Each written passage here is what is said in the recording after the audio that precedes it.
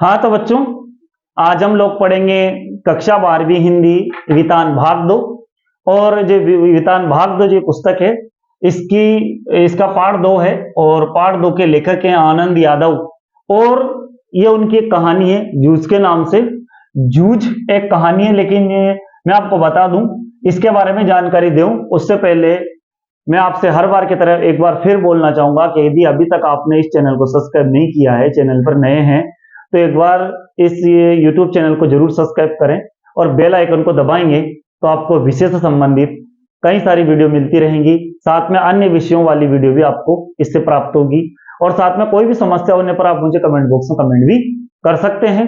तो मेरी जो YouTube आईडी है ललित गुप्ता सर 560, ठीक है। और साथ में मेरी इंस्टाग्राम आईडी lalit.gupta67, आप चाहें तो इस पर भी मेरे वीडियो देख सकते हैं। और मेरा मोबाइल नंबर है 9587854117। आप चाहें तो विषय से संबंधित कोई भी समस्या होने पर आप मुझे व्यक्तिगत नंबर पर संपर्क कर सकते हैं, फोन लगा सकते हैं, ठीक है। और चाहे तो कमेंट बॉक्स में कमेंट भी कर सकते हैं। चलते हम लोग प्रश्न उत्तर की ओर, लेकिन थोड़ा समझा दूं कि जूझ जो है ये मूलतः एक मराठी का उपन्यास है, ठीक है, जो आनंद यादव द्वारा रचित है। उस मराठी के उपन्यास का एक अंश लिया गया है जिसको हिंदी में अनुवादित करके लिया गया है। तो यह पूरा एक उपन्यास था और इसी उपन्यास का एक अंश जो है जूझ कहानी के रूप में लिया गया है। बहुत अच्छा उपन्यास है और ये कहानी भी बहुत रुचिकर कहानी है जब आप इसको पढ़ेंगे। और मैं आपको बता दूं कि इसमें से ये जो पूरा वितान का पाठ्यक्रम है, इसमें एक अंक के 5 प्रश्न हमारे पाठ्यक्रम में आने हैं। तो हमें इस कहानी को बहुत ध्यान से पढ़ना है। मैं आपके लिए छोटे छोटे प्रश्न, जो एमसीक्यू प्रश्न जिन्हें बोलते हैं, वो भी मैं आपके लिए निकाल दूंगा, वैकल्पिक जो प्रश्न है। साथ में ये 2-2 अंक के प्रश्न मैंने आपके लिए तैयार किए हैं। जितनी परीक्षा में मात्रा पूछी जाती है उत्तर के 2 अंक के अनुसार, उतना मैंने यहाँ उत्तर तैयार किया है। और इसमें से इस बार पक्का है कि प्रश्न इस परीक्षा में जरूर आएगा, जो आगामी बोर्ड परीक्षा है। तो इस बात को हम लोग को अच्छे से ध्यान रखना है। और हम चलते हैं प्रश्न उत्तर की ओर। प्रश्न नंबर 1 है, जूझ शीर्षक के औचित्य पर विचार करते हुए यह स्पष्ट करें कि क्या यह शीर्षक कथानायक की किसी केंद्रीय चारित्रिक विशेषता को उजागर करता है। तो देखते हैं, जूझ का कथानायक आनंदा एक संघर्षशील व्यक्तित्व का धनी है। अपने जीवन में विपरीत और कठिन परिस्थितियों से निरंतर जूझता है और सफलता प्राप्त करता है, ठीक है। नायक के संघर्षशील जीवन की प्रमुख समस्या पर आधारित होने के कारण अत्यंत उचित तथा सटीक है। ये जो शीर्षक है ये अत्यंत उचित है और सटीक भी है। अब चलते हैं प्रश्न नंबर 2 की। स्वयं कविता रच लेने का आत्मविश्वास लेखक के मन में कैसे पैदा हुआ, है ना। स्वयं कविता रच लेने का आत्मविश्वास जो है वो लेखक के मन में कैसे पैदा हुआ, देखते हैं। आरंभ में सौंदलगेकर लेखक की, उनके जो शिक्षक थे सौंदलगेकर, वो लेखक की प्रतिभा को निखारने में उसकी सहायता करते हैं। वह नायक को उस समय के कवियों के बारे में बताते हैं, जिससे लेखक के मन में कवियों के प्रति संदेह समाप्त हो जाता है और उसका आत्मविश्वास बढ़ता है। इस प्रकार उसमें स्वयं कविता रच लेने का आत्मविश्वास पैदा होता है। अब ये 2 प्रश्न के बाद फिर हम चलते हैं प्रश्न नंबर 3। अब हम पहुंचे हैं प्रश्न नंबर 3 की ओर और हम लोग प्रश्न उत्तर 3 को देखेंगे, उसके बाद 4 को देखेंगे, है ना। अब देखते हैं हम लोग प्रश्न नंबर 3। श्री सौंदलगेकर के अध्यापन की उन विशेषताओं को रेखांकित करेंगे। सौंदलगेकर जो उनके शिक्षक थे, ये अपने लिए हमारे लेखक के, तो श्री सौंदलगेकर के अध्यापन की उन विशेषताओं को रेखांकित करें जिन्होंने कविताओं के प्रति लेखक के मन में रुचि जगाई, ठीक है ना। कविताओं के प्रति लेखक के मन में जो रुचि जगाई है, तो वो विशेषताओं को हमें रेखांकित करना है, देखते हैं।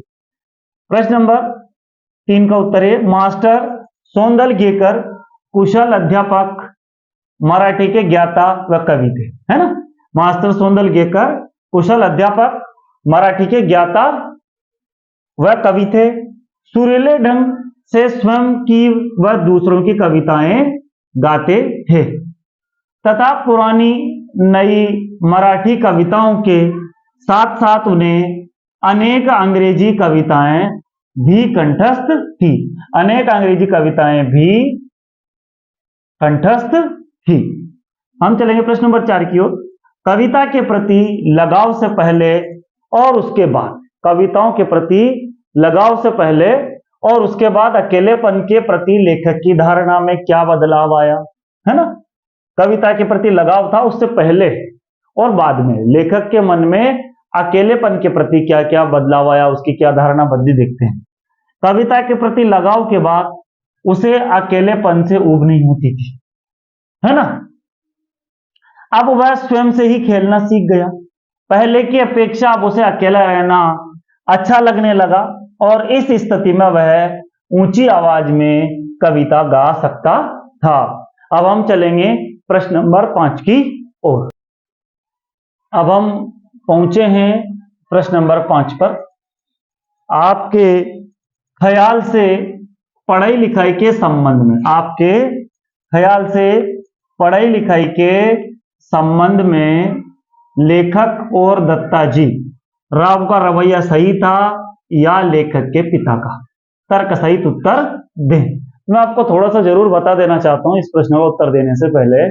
तो मैंने आपको पहले भी बताया कि बहुत रुचिकर कहानी है, बहुत मजेदार कहानी है, इसलिए मैं आप सभी से बार बार एक बार और हर बार यही बोलना चाहूंगा कि आप इस कहानी को पूरा पढ़ें। बहुत अच्छी कहानी है और जब मुझे ऐसा लग रहा है कि जब इस कहानी को आप पूरा पढ़ लेंगे, है ना, जैसे इससे पहले सिल्वर बेडी कहानी पढ़ी थी और अभी इस कहानी को यदि आप पूरा पढ़ लेंगे तो मैं आपको विश्वास दिला रहा हूं कि मुझे लगता है आपको प्रश्न के उत्तर याद करने की आवश्यकता ही नहीं पड़ेगी, क्योंकि कहानी इतनी अच्छी है, इतनी रुचिकर है कि जैसे हम इस कहानी को पढ़ेंगे समझेंगे तो अपने आप अपने वो जो भी प्रश्न इससे बनेगा वो अपने आप उसका उत्तर आप अपने अनुसार निकाल लेंगे। अब जैसे प्रश्न है कि आपके ख्याल से पढ़ाई लिखाई के संबंध में लेखक और दत्ताजी राव का रवैया सही था या लेखक के पिता का?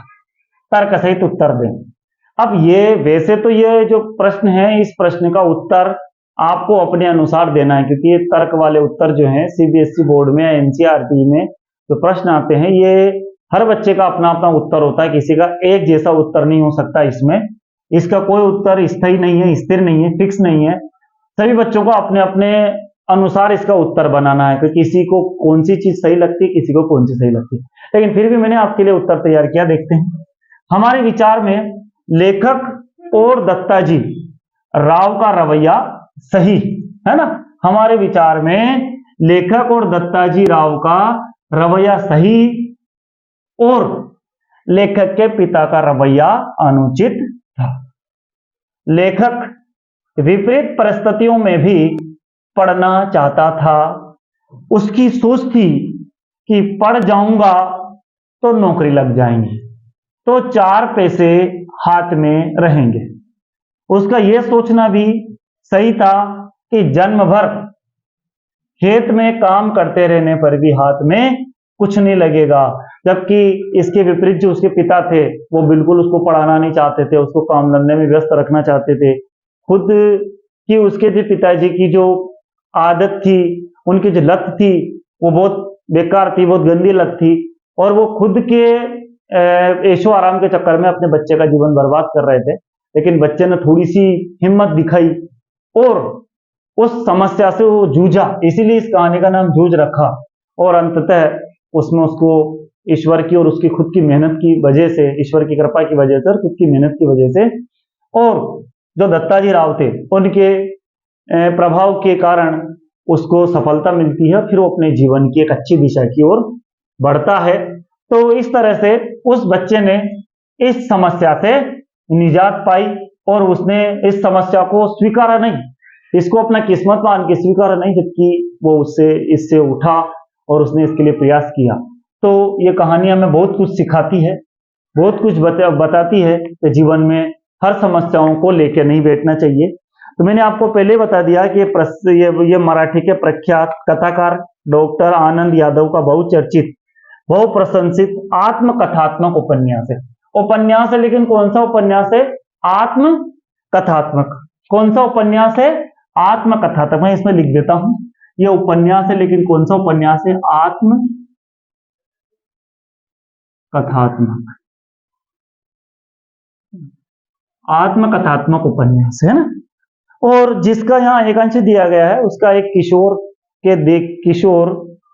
के देखे और भोगे हुए एक गंवई यानी ग्रामीण जीवन के खुरदरे यथार्थ उसके रंगारंग परिवेश की अत्यंत विश्वसनीय जीवंत कथा है। बहुत अच्छी और बहुत रुचिकर कहानी है ये। इस आत्मकथात्मक उपन्यास के जीवन का मर्म स्पर्शी चित्रण तो है ही, अस्त व्यस्त अलमस्त निम्न मध्यम वर्गीय ग्रामीण समाज और लड़ते जूझते किसान मजदूरों की संघर्ष की एक अनूठी झांकी भी यहाँ पर प्रस्तुत की गई है। तो इस तरह से हमने इस पाठ को पूरा किया। आशा करता हूं कि आप लगातार वीडियो देख रहे होंगे, वीडियो पर बने रहें। जो भी समस्या हो, जो भी आपको कुछ ऐसी लगे आपको इस वीडियो में, कमेंट बॉक्स में लिख करके जरूर मुझे बताएं और साथ में वीडियो पर बने रहें और अपने मित्रों तक इसको पहुंचाएं, सब्सक्राइब करवाएं। आप सभी का वीडियो देखने के लिए बहुत बहुत धन्यवाद। चलते हम अगली वीडियो की ओर।